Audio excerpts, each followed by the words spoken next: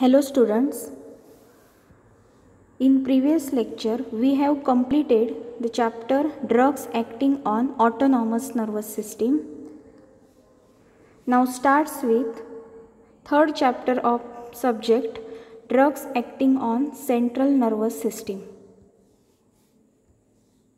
So what is nervous system? Nervous system is classified into two main types. First is central nervous system and second is peripheral nervous system.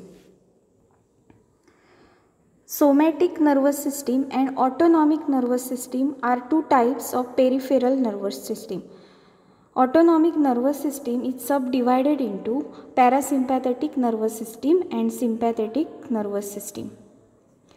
So in previous lecture we have studied about autonomic nervous system. Now starts with central nervous system, drugs acting on central nervous system. Central nervous system. The central nervous system consists of brain and spinal cord. Brain and spinal cord याचा मिळून central nervous system ही बनलेली असते. Mainly it consists of brain and spinal cord. Central nervous system has a large number of nerve cells called neurons. Neurons send information and receive it from other neuron and muscle cell. The information is transmitted from one neuron to another by nerve impulses. न्यूरॉनचं काय function आहे? Neurons काय करतात? जी information आहे ती एका न्यूरॉनपासून किंवा दुसऱ्या न्यूरॉनपर्यंत किंवा एका न्यूरॉन्सपासून मसल सेलपर्यंत सेंड करतात. Neurons send information and receive it from other neurons and muscle cells. The information is transmitted from one neuron to another by nerve impulses. या नर्व इम्पल्सेसद्वारे हे इन्फॉर्मेशन ही ट्रान्समिट केली जाते. The depolarization of the nerve terminal leads to release of specific chemical called neurotransmitter.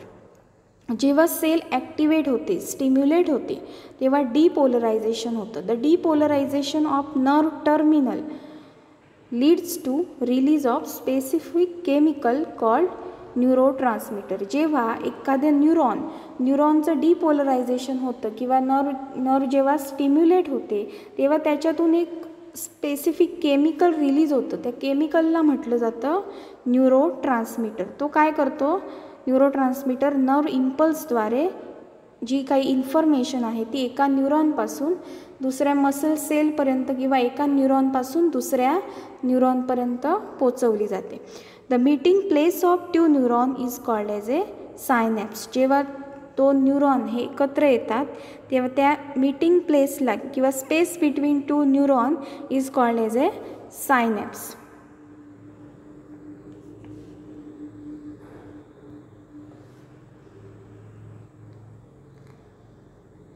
Now starts with first sub topic of this chapter. Central nervous सिस्टीमचा जो पहिला topic आहे general ॲनास्थेटिक तो आपण शिकूया. First, general anaesthetic are the CNS depression drug produces reversible loss of consciousness, senses, reflexes and are use to perform major surgeries. General anaesthetics जे drugs आहेत म्हणजेच काय, जी गुंगी येणारी औषधं आहेत आणि ती सेंट्रली ॲक्ट होतात म्हणजे सेंट्रल नर्वस सिस्टीममध्ये म्हणजेच ब्रेन आणि स्पायनल कॉर्डवर हे ड्रग्स ॲक्ट होतात. General anaesthetics are the CNS depression drug जे सेंट्रल नर्वस सिस्टीमला डिप्रेस करतात. Central nervous system depression drug produces a reversible loss of consciousness. Reversible हे तुम्हाला सांगितलेलंच आहे. रिव्हर्सिबलचा meaning reversible loss of consciousness म्हणजे एकदा अनकॉन्शियस पेशंट झाला तर त्याची कॉन्शियसनेस पुन्हा येऊ शकते. मग ह्याला रिव्हर्सिबल असं म्हटलं जातं. Produces a reversible loss of consciousness, senses, reflexes and are use to perform major surgeries. मग या पेशंटमध्ये अनकॉन्शियसनेस प्रोड्यूस होतो. त्याच्यामध्ये पेन सेन्सेशन हे लॉस होतात, loss of pain sensation and reflex ॲक्शनसुद्धा स्टॉप होते काही वेळाकरिता, म्हणजेच ती रिव्हर्सिबल प्रोसेस आहे, reversible. and used to perform major surgeries. General anesthetics are the CNS depressant drug produces a reversible loss of consciousness, senses, reflexes and are used to perform major surgeries. General anesthetic causes, मग काय कारण होऊ शकतात, general ॲनेस्थेटिक काय produce करू शकतो, मग त्या पेशंटला ॲडमिनिस्टर्ड केल्यानंतर त्या जनरल ॲनेस्थेटिकचे काय काय इफेक्ट जाणवतात.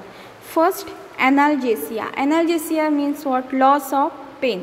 ॲनाल्जेसिया मग त्या व्यक्तीमध्ये पेन सेन्सेशन हे लॉस केलं जातं किंवा प्रिव्हेंट केलं जातं, म्हणजेच ॲनाल्जेसिया प्रोड्यूस केला जातो. स्लीप किंवा अनकॉन्शियसनेस प्रोड्यूस होतो. पेशंट हा बेशुद्ध अवस्थेत असतो आणि तो इन स्लीप कंडिशनमध्ये असतो. ॲम्नेशिया, लॉस ऑफ मेमरी, मग त्याच्या ब्रेनमध्ये ॲक्ट होऊन मेमरी एरियामध्ये loss of memory he loss केली जाते, त्याची स्मरणशक्ती ही रिव्हर्सिबली लॉस केली जाते. Loss of sensory and autonomic reflexes, sensory reflex action आणि ऑटोनॉमिक रिफ्लेक्स ॲक्शन ही लॉस केली जाते, म्हणजे प्रिव्हेंट केली जाते. Skeletal muscle relaxation, muscles relax होतात. अँड इमोबिलिटी, पेशंटची हालचाल होऊ शकत नाही. स्केलेटल मसल रिलॅक्सेशन झाल्यामुळे पेशंटची हालचाल होऊ शकत नाही.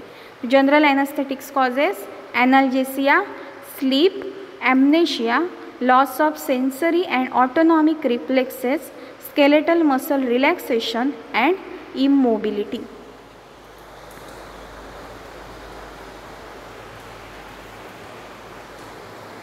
Next, stages of general anaesthesia.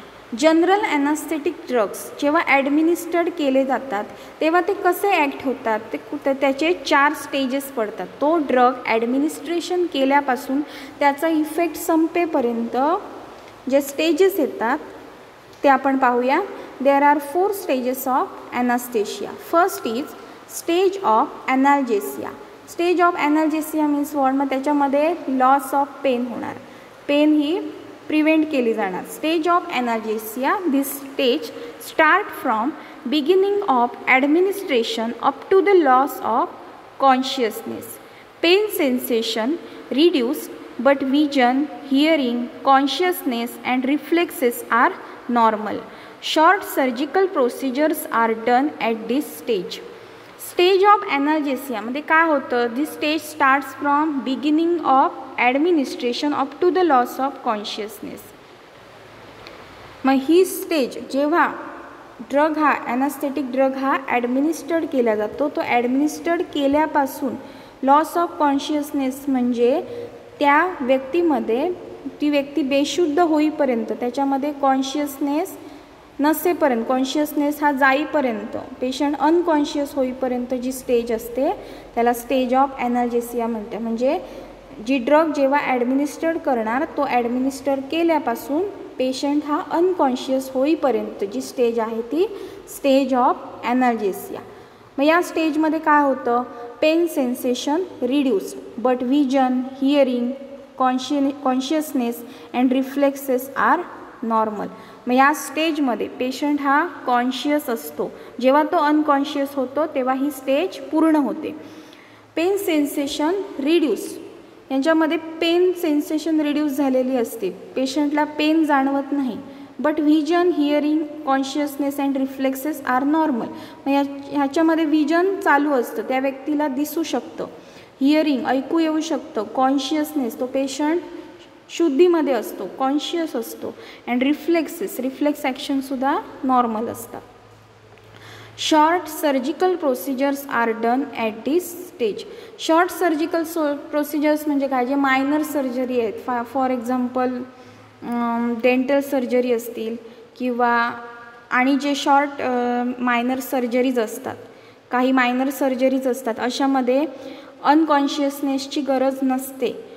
Patient conscious असतानासुद्धा या शॉर्ट किंवा मायनर सर्जरीज करता येऊ शकतात, कारण या स्टेजमध्ये फक्त पेन हे लॉस झालेलं असतं, म्हणजे ॲनाल्जेसिया प्रोड्यूस झालेलं असतं. मग अशा कंडिशनमध्ये त्या व्यक्तीची सर्जरी ही करू शकतो, त्या पेशंटला अनकॉन्शियस करण्याची गरज नसते. शॉर्ट सर्जिकल प्रोसिजर जे आहेत, मायनर सर्जरीज आहेत, हे स्टेज ऑफ ॲनाल्जेसियामध्ये केले जातात. Next stage is stage of delirium or excitement. Stage of delirium किंवा एक्साइटमेंट म्हणजे ह्या स्टेजमध्ये पेशंट हा एक्सायटेड झालेला असतो. त्याचे मसल्स हे कॉन्ट्रॅक्ट झालेले असतात किंवा सेल्स ॲक्टिवेट झालेले असतात. It is from loss of consciousness to beginning of surgical anaesthesia. मग ही स्टेज कुठपर्यंत आहे? जेव्हा अनकॉन्शियसनेस प्रोड्यूस होतो तिथून ही स्टेज स्टार्ट होते to beginning of surgical anaesthesia. Surgical anaesthesia ही तिसरी स्टेज आहे. त्या तिसऱ्या स्टेजपर्यंत it is a from loss of consciousness to beginning of surgical anaesthesia. Patient is in excited state. Jaws are tightly closed. Surgical operations are not carried out in this stage. या कंडिशनमध्ये मसलचं contraction झालेलं असतं आणि तो patient हा excited कंडिशनमध्ये असतो. मग अशा वेळी ऑपरेशन किंवा सर्जरी करता येत नाही.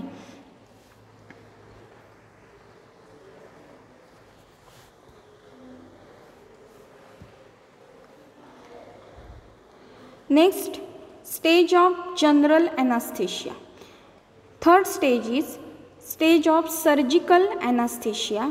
तिसऱ्या स्टेजमध्ये in this stage light reflex lost, muscle relaxation take place. It is suitable for surgical operation.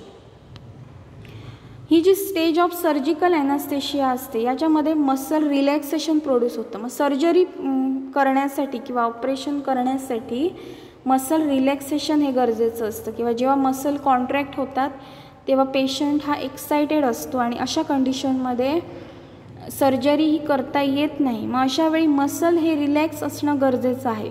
मग स्टेज ऑफ सर्जिकल ॲनास्थेशिया ही जी तिसरी स्टेज आहे या स्टेजमध्ये मसल रिलॅक्सेशन होतं व लाईट रिफ्लेक्ससुद्धा लॉस होतात. त्यामुळे या कंडिशनमध्ये सर्जरी ही केली जाते. It is suitable for surgical operation. Next stage is stage of respiratory paralysis. ही स्टेज ही ॲबनॉर्मल स्टेज आहे. जेव्हा पेशंटला समजा डोस देताना जर मिस्टेक होत असेल तर ही स्टेज येते. डोस जर जास्त झाला असेल तर stage of respiratory paralysis. Cardiorespiratory failure and death due to severe depression of cardiac respiratory reflex vasomotor center in medulla of brain. Patient should not reach this stage. Normally ह्या 3 stage असतात. First is stage of analgesia, second is stage of delirium and third is stage of surgical anaesthesia. या 3 stage normal stage असतात. या stage produce झाल्या पाहिजेत कारण तिसऱ्या स्टेजमध्ये ही सर्जिकल ऑपरेशन ही केली जातात. मग चौथी स्टेज ही ॲबनॉर्मल स्टेज आहे. ही स्टेज येता कामा नाही पेशंटमध्ये. जेव्हा काय मिस्टेक घडून एखाद्या वेळी फिजिशियनकडून मिस्टेक होऊन जर ॲनास्थेटिक ड्रगचा डोस हा जास्त झाला असेल तर अशा वेळी स्टेज ऑफ रेस्पिरेटरी पॅरालायसिस ही येऊ शकते. मग ही स्टेज आल्यानंतर काय होतं? कार्डिओ रेस्पिरेटरी फेल्युअर, हार्ट आणि रेस्पिरेटरी सिस्टीम फेल्युअर होते and death due to severe depression of cardiac respiratory reflex vasomotor center in medulla of brain. Patient should not reach in this stage. So this is abnormal stage of anesthesia.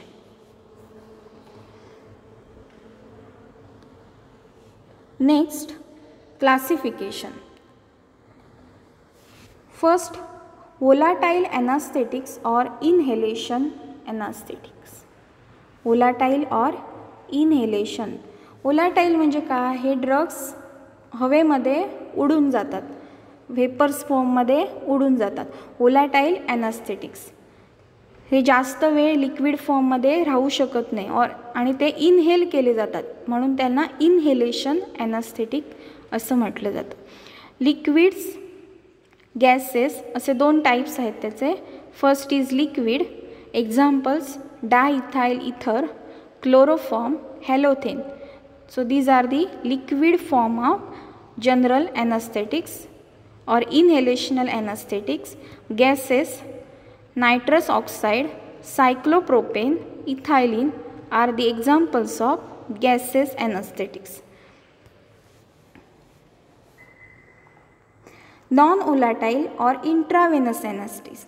These are not non-volatile. हे non-volatile असल्यामुळे ते intravenously administered करू शकतो.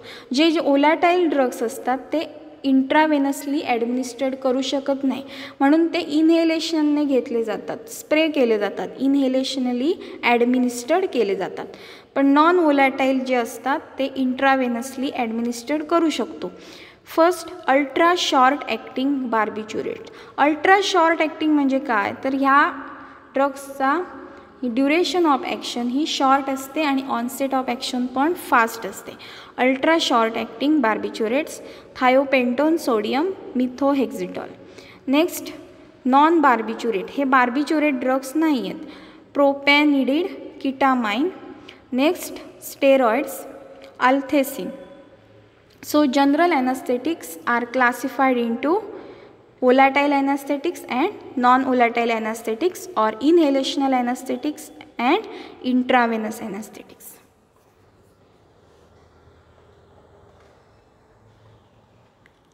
Next, mechanism of action. General mechanism of action इथे दिलेलं आहे. म्हणजे general anaesthetic agents जे आहेत ते जनरली कसे मेकॅनिझम आहे त्याचं कसे ॲक्ट होतात. All general anaesthetic agents act on central nervous system, that is thalamus and reticular activating system. Thalamus आणि रेटिक्युलर ॲक्टिवेटिंग सिस्टीम हे सेंट्रल नर्वस सिस्टीमचे पार्ट आहेत. या पार्टमध्ये जनरल ॲनास्थेटिक्स हे ॲक्ट होतात. Inhalational and intravenous anesthetics like barbiturate and steroid enhance GABA A receptor, gamma amino butyric acid A receptor. हा receptor inhibitory in nature आहे. तो काय करतो, तो रिसेप्टार जेव्हा स्टिम्युलेट होतो, गाबा ए रिसेप्टार जेव्हा स्टिम्युलेट होतो तेव्हा तो सेलला डिप्रेस करतो. मग इनहेलेशन आणि इंट्रावेनस ॲनास्थेटिक काय करतात, enhance GABA receptor mediated chloride conductance in thalamus and reticular activating system. Thalamus आणि रेटिक्युलर ॲक्टिव्हिटिंग सिस्टीममध्ये जे सेल्स आहेत त्याच्यामध्ये क्लोराइड कंडक्टन्स हा इन्क्रीज केला जातो. कशावर ॲक्ट होऊन, GABA A receptor. GABA A receptor stimulate झाल्यामुळे क्लोराइड कंडक्टन्स होतो. क्लोराइड आयन्स सेलमध्ये पास होतात in thalamus and in reticular activating system. This depressing the excitatory neuronal activity in the brain. Thalamus आणि reticular ॲक्टिवेटिंग सिस्टीममध्ये जे cells असतात त्यांना हे क्लोराइड चॅनल्स डिप्रेस करतात, म्हणजेच हायपर पोलरायझेशन प्रोड्यूस होतं. हायपर पोलरायझेशनमुळे काय होतं, एक्सायटेटरी न्यूरोनल ॲक्टिव्हिटी जी आहे, नर्व्सची ॲक्टिव्हिटी ही डिप्रेस केली जाते, म्हणून सेंट्रल नर्वस सिस्टीम ही डिप्रेस होते. This depressing the excitatory neuronal activity in the brain. Non barbiturates inhibit excitatory glutamate receptor. जे नॉन बार्बिच्युरेट ड्रग आहेत ते एक्सायटेटरी ग्लुटामेट रिसेप्टरला इनिबिट करतात. म्हणजे काय, तर ग्लुटामेट रिसेप्टर जे CNSमध्ये प्रेझेंट असतात ते रिसेप्टर एक्सायटेटरी इन नेचर असतात. ग्लुटामेट रिसेप्टर सेलला ॲक्टिवेट करतात किंवा स्टिम्युलंट ॲक्शन प्रोड्यूस करतात. Cell stimulate, central nervous system stimulant action produce करतात.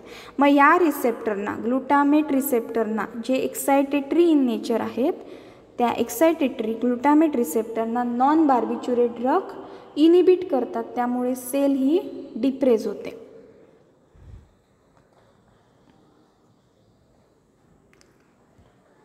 Next, ideal properties of general anaesthetics. General anaesthetics हे कसे असले पाहिजेत, आयडियल प्रॉपर्टीज काय आहेत त्याच्या. Potent and effective at low concentration. Potency याचं मिनिंग मी तुम्हाला सांगितलेलंच आहे. पोटेन्सी म्हणजे काय, जेव्हा कमी कॉन्सन्ट्रेशनमध्ये जेव्हा जास्त ड्रग इफेक्टिव्ह असतो तेव्हा त्या ड्रगला काय म्हटलं जातं, पोटेंट ड्रग म्हटलं जातं. कमी कॉन्सन्ट्रेशनमध्ये जास्त इफेक्टिव्ह असणे म्हणजे potent. It should B potent and effective at a low concentration. Should be cheap, stable, easily store. जे जनरल ॲनास्थेटिक स्वस्त असले पाहिजेत, स्टेबल असले पाहिजेत, कारण त्याचं डिस्ट्रक्शन होता कामा नये बॉडीमध्ये. इझिली स्टोर करता आले पाहिजेत. Next, induction and recovery should be fast.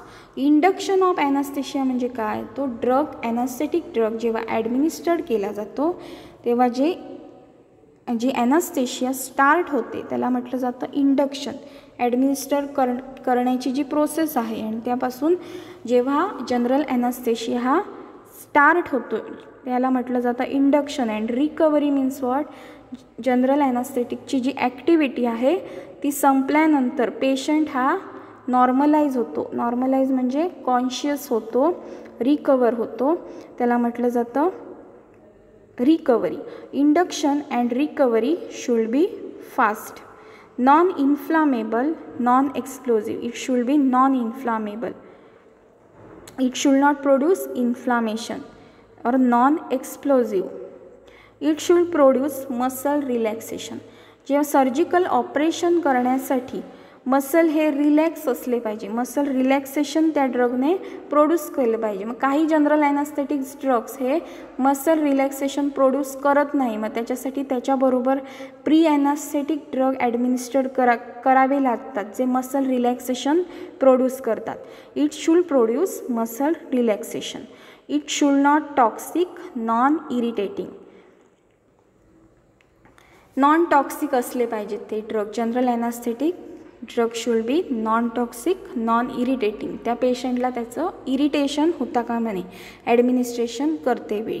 Should not cause nausea and vomiting. Nausea and vomiting हे जे साईड इफेक्ट असतात हे ह्याच्यामध्ये प्रोड्यूस होता कामा नये. It should be pleasant. म्हणजे पेशंटला ॲडमिनिस्टर करताना पेशंटला कम्फर्टेबल वाटलं पाहिजे. It should be pleasant. Margin of safety should be wide. Margin of safety म्हणजे काय? तर त्या ड्रगचं हे मार्जिन ऑफ सेफ्टी म्हणजे जी इंडेक्स चेक केली जाते, थेरापेटिक इंडेक्स, त्याच्यामध्ये हा ड्रग हा जास्त कॉन्सन्ट्रेशनमध्ये सुद्धा सेफ असला पाहिजे. म्हणजेच मार्जिन ऑफ सेफ्टी ही त्याची वाईड असली पाहिजे.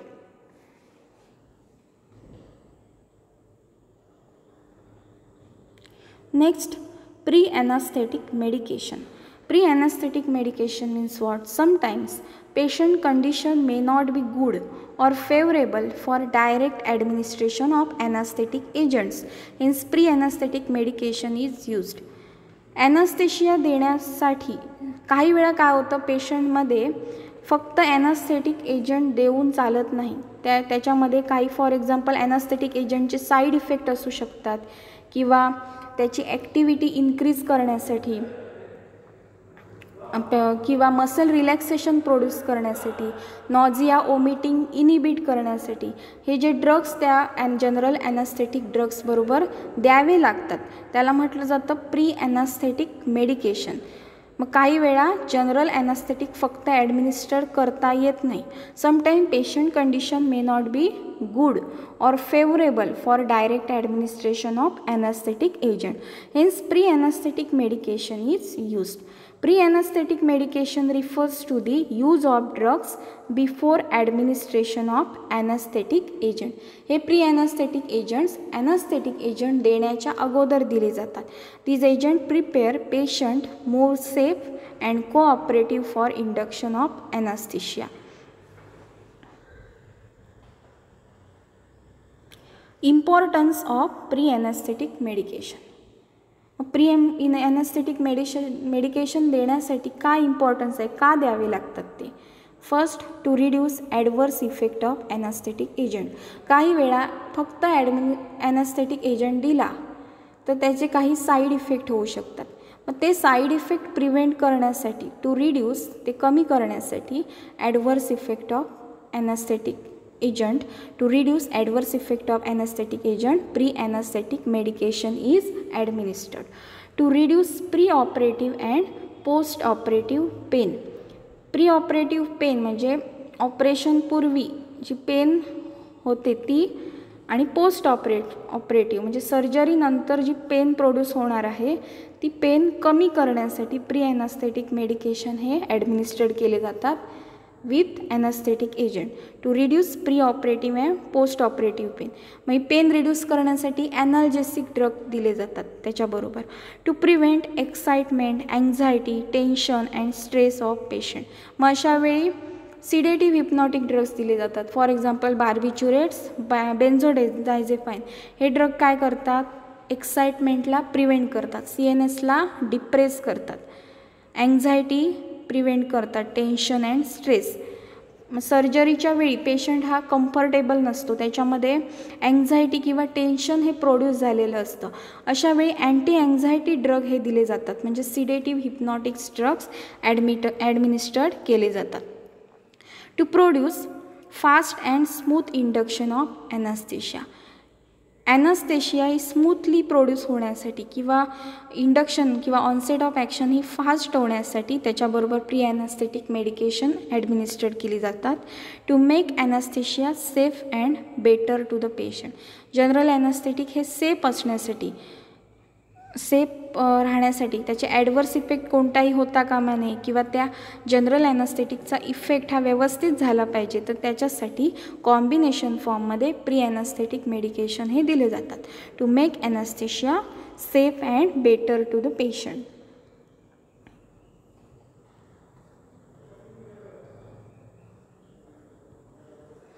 Drugs used as a pre anaesthetic medication. Examples दिलेली आहेत प्री ॲनास्थेटिक मेडिकेशनची. First analgesic drug.